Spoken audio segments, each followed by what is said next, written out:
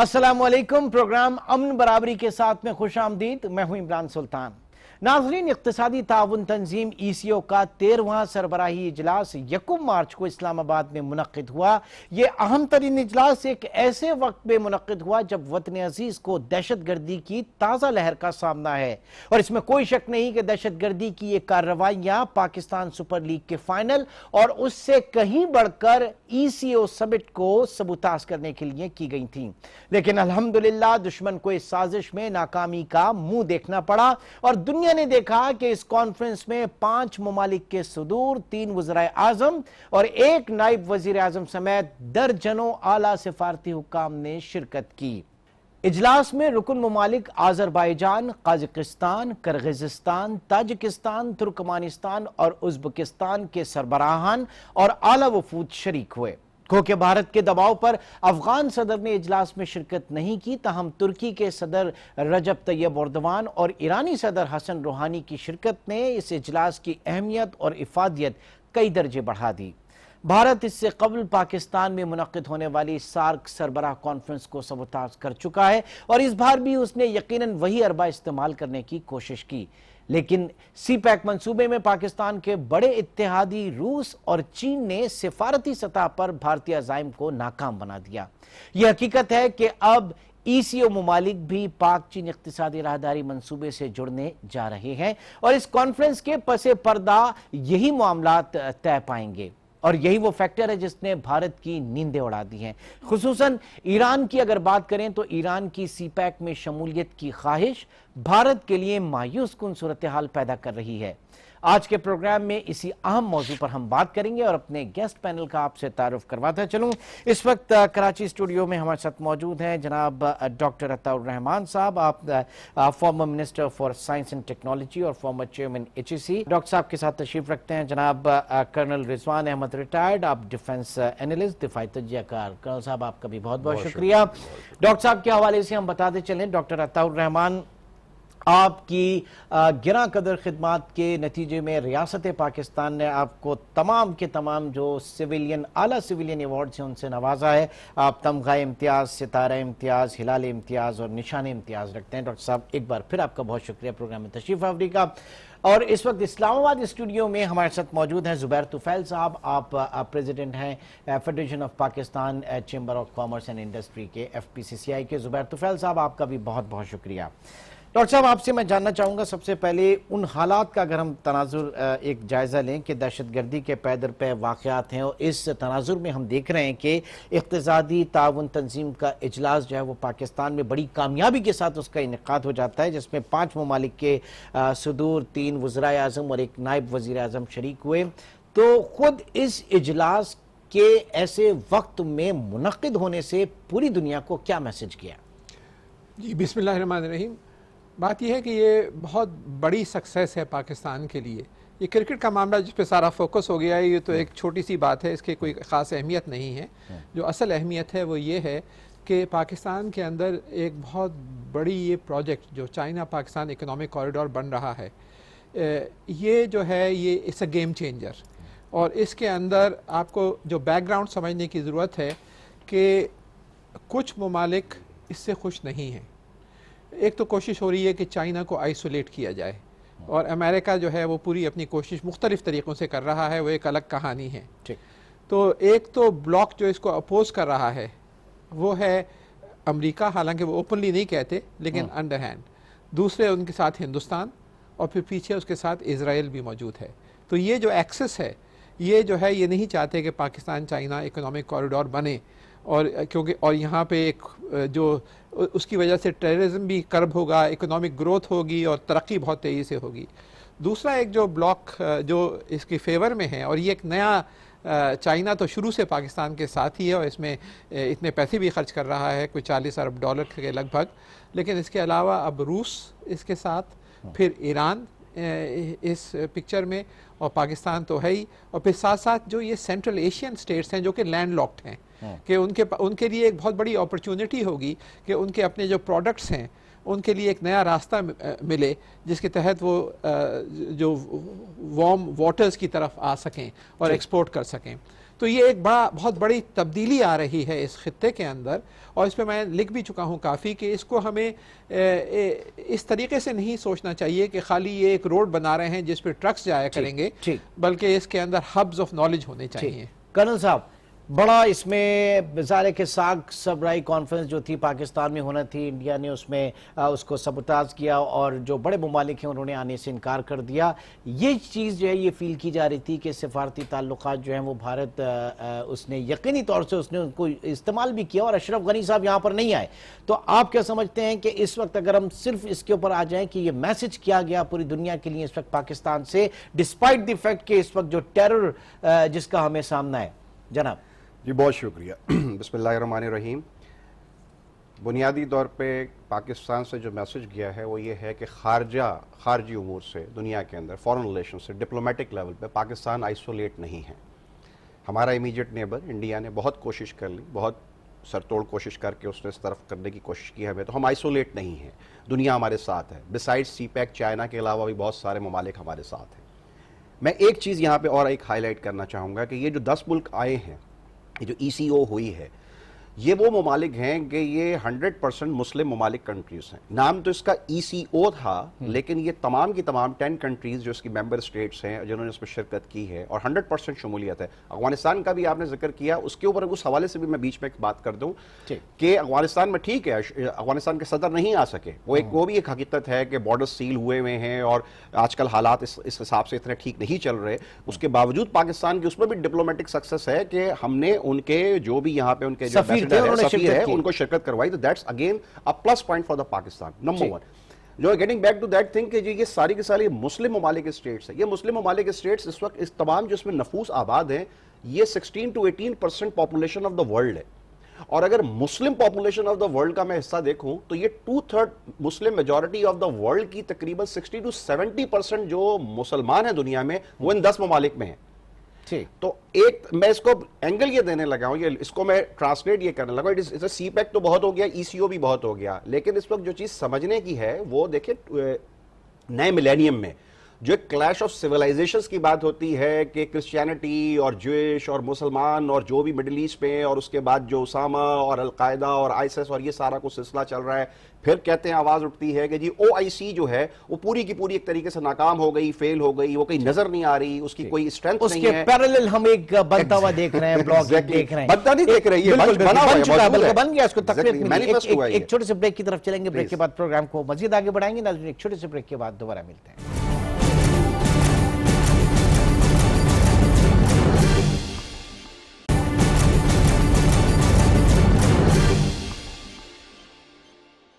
Welcome back. اسلام آباد studio میں ہمیں جوائن کیا ہے زبیر طفیل صاحب نے، آپ صدر ہیں وفاق ایوان ہائے صنعت و تجارت۔ طفیل صاحب، جاننا چاہوں گا، آپ تو خود اس ای سی او اجلاس میں شریک تھے، کس طرح کی پارٹیسپیشن آپ نے وہاں پہ دیکھی؟ اور کہا یہ جا رہا ہے کہ سی پیک جو اس وقت جوڑ رہا ہے پورے خطے کو پاکستان کے ساتھ، کہاں تک صحیح ہے یہ بات؟ بسم اللہ الرحمن الرحیم۔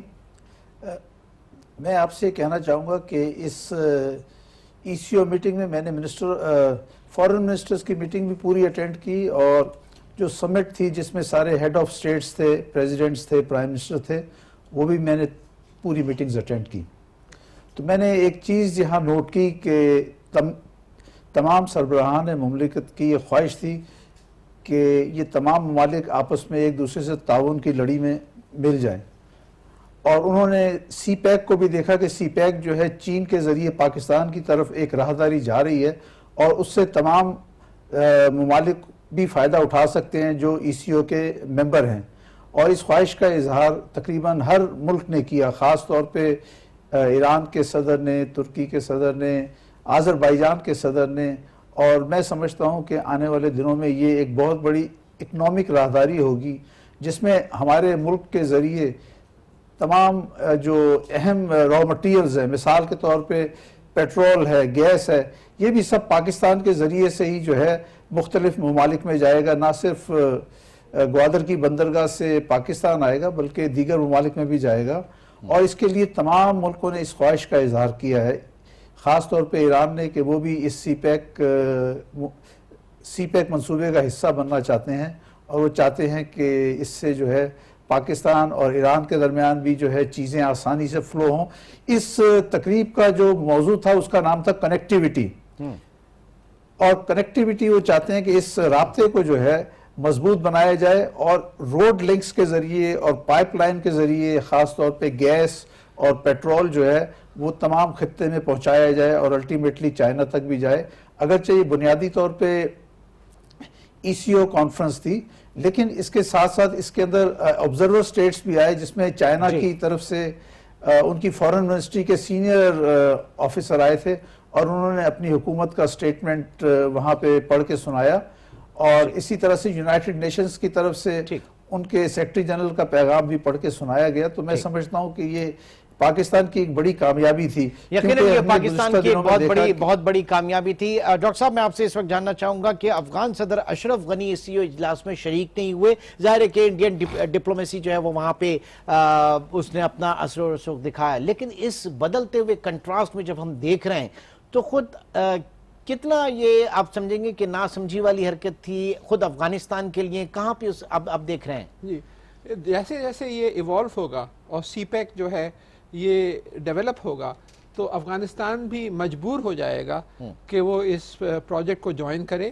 جو ہمارے جو کشیدہ تعلقات ہیں وہ بھی بہتر ہو جائیں گے انشاءاللہ، اور افغانستان بھی وقت کے ساتھ ساتھ اس کا پارٹنر بن جائے گا. ہمیں ضرورت اس بات کی ہے کہ ہم فوکس کریں کہ جو سی پیک جو ہے اس کا وہ ہبس آف نالج انڈسٹریز بن جائیں، جس کے اندر ایک بایوٹیک کا ہب ہو، بایوٹیک انڈسٹری کا، انجینئرنگ گڈس کا، فارماسیوٹیکلز کا، کیمیکلز کا، میٹلرجی مینوفیکچر کا، اور اس میں ہائی ٹیکنالوجی. اور ہر ہب کے اندر ایک تو انڈسٹریل کلسٹرز ہوں اس فیلڈ کے، ایک ٹیکنیکل ٹریننگ انسٹیٹیوٹ ہوں، ایک ریسرچ سینٹرز ہوں، اور ایک انوویشن پارکس ہوں، تاکہ نئی نئی چیزیں ڈیولپ ہوں. تو یہ جو ہے اس میں نالج پروڈکٹس اس میں کیری فارورڈ کریں. تو اس میں $500 ارب کم از کم آ سکتے ہیں چائنا کی پرائیویٹ انڈسٹری سے انویسٹمنٹ، اگر آپ ان کو لانگ ٹرم ہالیڈیز دیں گے، جیسے کہ میں نے دی تھی جب میں minister for science and technology تھا. تو آئی ٹی انڈسٹری کے لیے 15 سال کی ہم نے ٹیکس چھوٹ دی تھی 2001 میں، جو اس سال ایکسپائر ہوئی، اور پھر موجودہ حکومت نے 3 سال اور بڑھا دی. تو ان کے لیے ہمیں ایک انوائرمنٹ ایکو سسٹم ڈیولپ کرنا پڑے گا. تو پھر افغانستان اور پھر دوسرے ممالک بھی جو اس میں شامل ہوں گے، کیونکہ ظاہر ہے کہ سب ہر کسی کا اپنا ایک کمرشل انٹرسٹ جو ہے وہ وہاں پہ اس کا پیدا ہوگا. کرنل صاحب یہاں پہ ایک چیز میں جاننا چاہوں گا کہ حسن روحانی صاحب ایرانی پریزیڈنٹ جب آئے، اور اس سے پہلے چابہار کی پچھلے بھی ہم ایک پروگرام ہم نے کیا تھا سی پیک کے حوالے سے جب ہم کر رہے تھے، تو وہ انڈیا جو ہے وہ گوادر کے پیرالل چابہار جو ہے وہ بنا رہا ہے. اب کیا ہوگا اس کا؟ یہ تو کمرشل انٹرسٹ یہاں پہ خود ایران کا جو ہے وہ سی پیک میں نظر آ رہا ہے بہت. اسے میں نے، اگر آپ کو یاد ہو تو میں نے لاسٹ ٹائم پہ بھی اس کو جو ہے نا میں نے نلیفائڈ کر دیا تھا کہ چابہار جو ہے وہ گوادر کو کمپیٹ نہیں کر سکتا، کیونکہ آپ نے صرف پورٹ نہیں بنانی ہوتی، پورٹس کے ساتھ اپ اسٹریم ڈاؤن اسٹریم جو لنکیجز ہوتے ہیں سپلائی چین کے، دے ایکچولی میٹر. تو گوادر کی بھی جو آج کل افادیت دیکھیں، گوادر پہ چائنا سے پہلے بھی ایک سنگاپور کی کمپنی تھی جو کام کر رہی تھی، چھوڑ کے چلی گئی تھی. گوادر پہ اب جو سرج آئی ہے وہ اٹ از اونلی بیکاز کہ اس پہ 3000 کلومیٹرز کی جو گیٹ ویز بن رہے ہیں، ملٹیپل جو روٹس آ کے اس کو کریکٹ کر رہے ہیں، سو وہ اس کو وہاں پہ جو نا افادیت دے رہے ہیں. ادروائز گوادر تو واز دیئر سنس ایجز. سو خالی چابہار کی پورٹ ڈیولپ کرنے سے کچھ نہیں ہوگا وہ. اور دوسری بات یہ کہ جب ایرانین صدر یہاں پہ موجود ہیں اور جو انہوں نے اس طرح اٹینڈ کی ہے اور جس گرم جوشی کے ساتھ اٹینڈ کی ہے، جو اپنے انٹرسٹ کا انہوں نے اظہار کیا ہے، تو اس سے بھی وہ بات کی وہ نلیفائی ہو جاتا ہے کہ he is not inclined towards whatever ایور کوئی اس قسم کا کوئی انڈین پروپیگنڈا یا اس کی کسی ہیگمنی میں. ایک چیز میں اور آپ ہائی لائٹ کر دوں because you are asking to make وہ پوائنٹ رہ نہ جائے کہ انڈیا کا ملائن کرنا اور افغانستان کو تھوڑا سا فورس کرنا کہ وہ اس کے president had it not been کہ اگر وہ نہ ہوتا ہے تو شاید وہ پریزیڈنٹ بھی آ چکے ہوتے. لیکن اگین جسٹ لائک جس طرح پہلے بھی بات کی تھی، اگین اس کو لے کے چلتے کہ انڈیا کا سب کو یہ پتا ہونا چاہیے کہ اسی 10 ممالک کنٹریز اور ای سی او سے منسلک 2 پروجیکٹس ہیں، $1 بلین کے پروجیکٹس ہیں، جس میں ایک کا نام ہے TAPI, Turkmenistan, Afghanistan, Pakistan India gas pipeline, اور سیکنڈ ہے Iran Pakistan India gas pipeline. ٹھیک ہے، یہ دونوں billions and billions of dollars کے یہ پروجیکٹس ہیں اور دونوں کی کلمینیشن انڈیا میں ہو رہی ہے. اور انڈیا کو سم اور دی ادر جو کہ ایک وقت ایک طریقے سے وہ ایک ایمرجنگ اکانومی ہے, مان لینا چاہیے 7.5% پلس اگر اس کی جی ڈی پی گروتھ ہے, انڈسٹری کو سسٹین کرنے کے لیے جو اس کی گیس کی نیڈز ہیں, اس کو ان دونوں کی اشد ضرورت ہے, جس میں انڈیا کے علاوہ rest of the 2 countries either way, Turkmenistan, Afghanistan, Pakistan اور ایران پاکستان, دونوں 5 کنٹریز جو اس میں آ رہی ہیں وہ اس ای سی او کا حصہ ہیں. تو ایک طریقے سے انڈیا اس کو نلیفائی کر کے, اس کو مارجنلائز کر کے, they are not doing any favor. It's written on wall کہ انڈیا جو ہے اس کو آنا پڑے گا اور وہ اپنے آپ کو کینیبلائز کر. ٹھیک ہے, ایک چھوٹے سے بریک کی کال ہے, بریک کی طرف چلیں گے ناظرین. ایک چھوٹے سے بریک کے بعد دوبارہ حاضر ہوتے ہیں.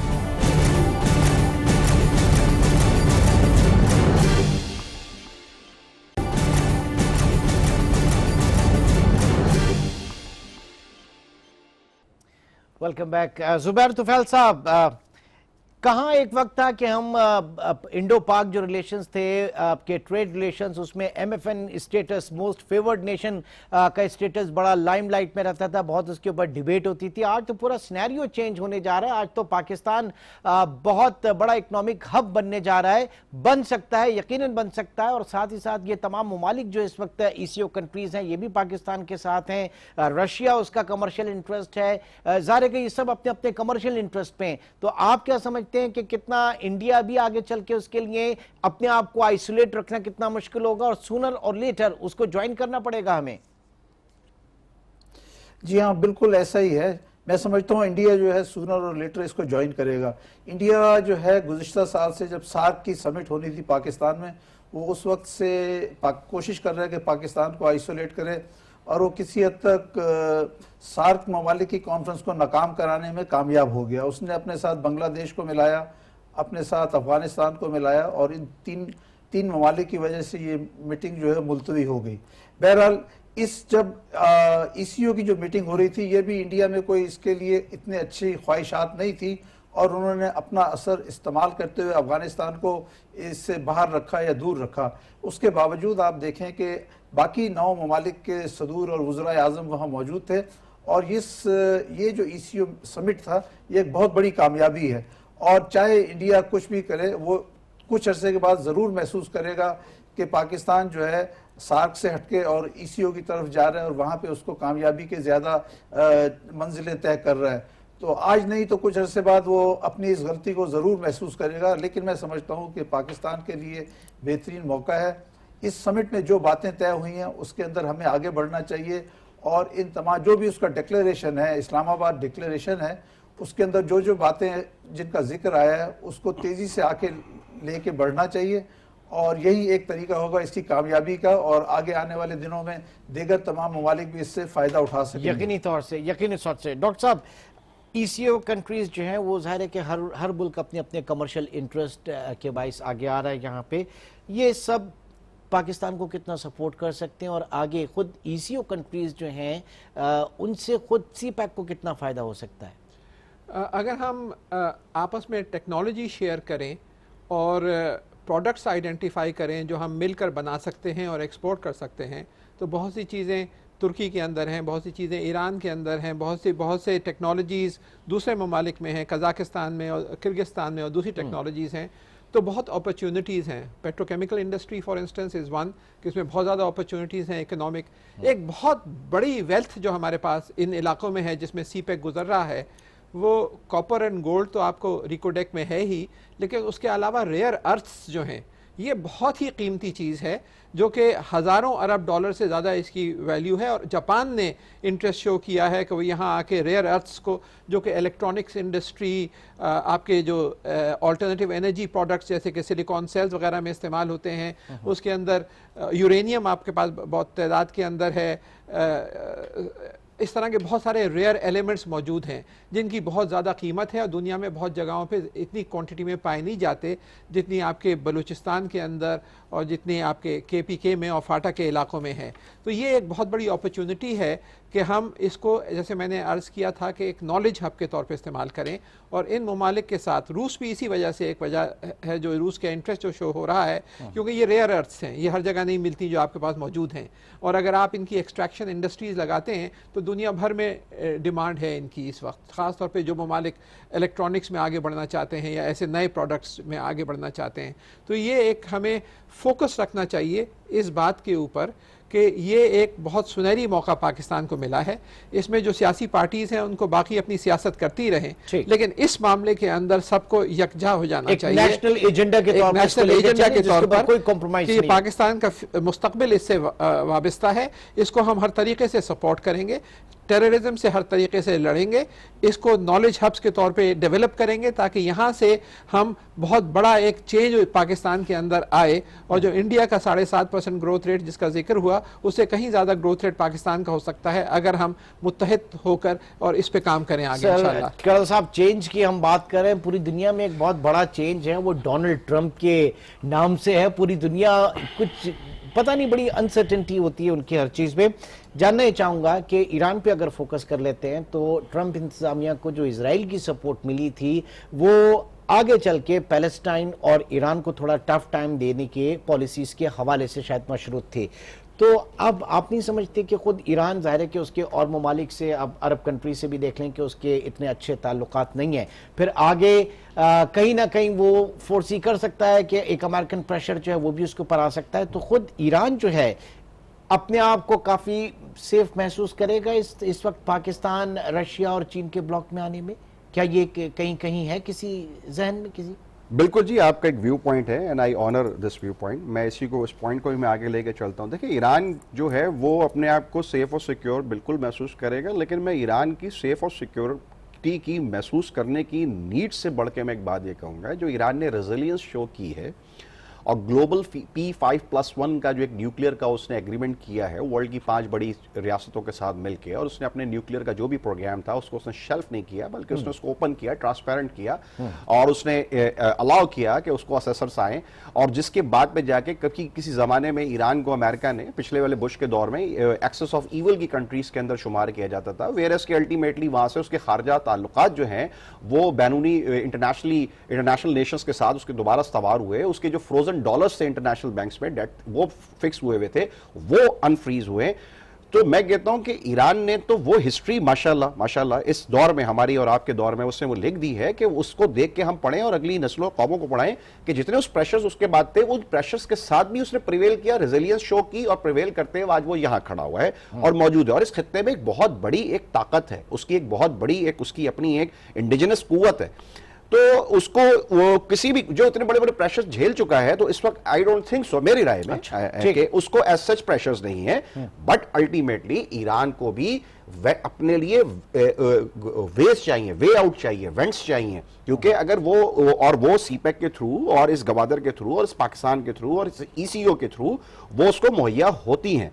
اور بینگ اے مسلم کنٹری, ایک طرف ایران اور ایک طرف پاکستان, یہ جو میں نے آپ سے دوبارہ پہلے ایک بات کی نا کہ او آئی سی کا اگر ہم دیکھتے ہوئے آ رہے ہیں اور ہمیں یہ نظر آ چکا ہے کہ وہ بالکل ایک آل ٹوگیدر فیلئر ہے, تو اگر ہم تھوڑا سا اگر اس کو بلند و بالا ہو کے دیکھیں اور سیکٹیرینزم کے پوائنٹ آف ویو سے اگر ہم اوپر نکل کے دیکھیں, تو بڑا کلیدی رول ہے جو ایران اور پاکستان جیسی اسٹیٹس مل کے اس پورے خطے میں پلے کر سکتے ہیں. کیونکہ at the end of the day let's be honest to our self کہ اس وقت اگر کوئی جو یہ بربریت کا جو سلسلہ چل رہا ہے وہ 90 to 80% جو ہے وہ ریلیٹڈ ہے اس وقت سیکٹیرینزم سے. جو انٹرنیشنل پاورز آئی تھی وہ تو عراق میں جو کچھ انہوں نے کرنا تھا وہ کر کے وہاں سے چلی گئی. اب اس کا جو فالو آؤٹ ہے, جو فالو اپ چل رہا ہے, تو ایران کا بڑا میجر رول ہے. وہ انسیکیور نہیں ہے, ان کی حیثیت موجود ہے, اور ہمیں ان کو لیوریج کرنا ہے کہ اس خطے میں جو او آئی سی ممالک والی کنٹریز ہیں, مڈل ایسٹ کے اندر جو کرائسس چل رہا ہے, وہاں پہ ایک رول پلے کیا جائے. اور اگین میں یہ ایڈ کروں گا, اس دفعہ کی ای سی او کی ڈکلیریشن میں یہ بات نہیں آئی ہے. اگر ہم تھوڑا سا فلپ سائڈ پہ دیکھ لیں, یہ پوائنٹ ہائی لائٹ نہیں ہوا ہے. مے بی دیکھیں یہ ای سی او میں دیکھ رہا تھا, یہ والی ہوئی ہے 5 سال کے بعد, اس سے پہلے 1-2 سال کے بعد بھی ہوتی رہی ہے. تو moving forward, we look forward, ہماری ہوپ ہونی چاہیے کہ this kind of a point should also be included. یقینی طور سے ناظرین, پروگرام میں گفتگو کا سلسلہ جاری ہے, لیکن یہاں پہ وقت ایک چھوٹے سے بریک کا. بریک کے بعد پروگرام کو مزید آگے بڑھاتے ہیں.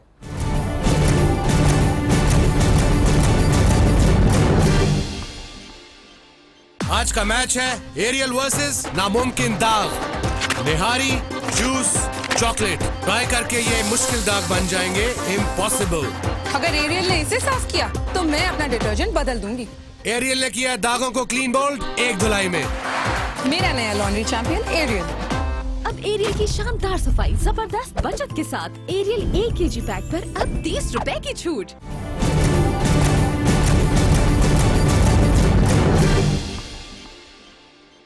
Welcome back. जुबैर तुफैल साहब, आप इस वक्त रिप्रेजेंट कर रहे हैं पूरे पाकिस्तान की तमाम सनतों को एज प्रेसिडेंट FPCCI। CPEC के हवाले से हम बात कर रहे हैं, लेकिन आपसे मैं जानना चाहूँगा कि इस प्रोजेक्ट को हम लेके कैसे चलेंगे। मैन पावर हमारे पास इतनी कहाँ है और ट्रेंड स्किल्ड मैन पावर हमारे पास कहाँ है, तैयारी हमारी कितनी है, इस पर मैं जानना चाहूँगा। देखिए, CPEC जो एक बहुत बड़ा मंसूबा है और इसमें जो आगे चलने का तरीकाकार तय हुआ है वो ये है कि पाकिस्तान के हर सूबे में 2 स्पेशल इंडस्ट्रियल जोन्स बनेंगे जो इसका हिस्सा होंगे। 2 सिंध में, 2 पंजाब में, 2 KPK में और 2 बलूचिस्तान में। और एक इंडस्ट्रियल जोन जो है special industrial zone Gilgit Baltistan में होगा। तो इन तमाम पूरे पाकिस्तान के अंदर जो है ये जोन्स फैलेंगे और इसके अंदर कोई कैद नहीं है। इसमें चाहे पाकिस्तानी हो या चाइनीज़ हो या दूसरे दुनिया के किसी भी ममालिक से जो बिजनेसमैन और इंडस्ट्रियलिस्ट हैं वो आके अपनी सनतें लगा सकते हैं। और इसके अंदर यकीनन बहुत सारी टैक्स एग्जम्पशंस हैं।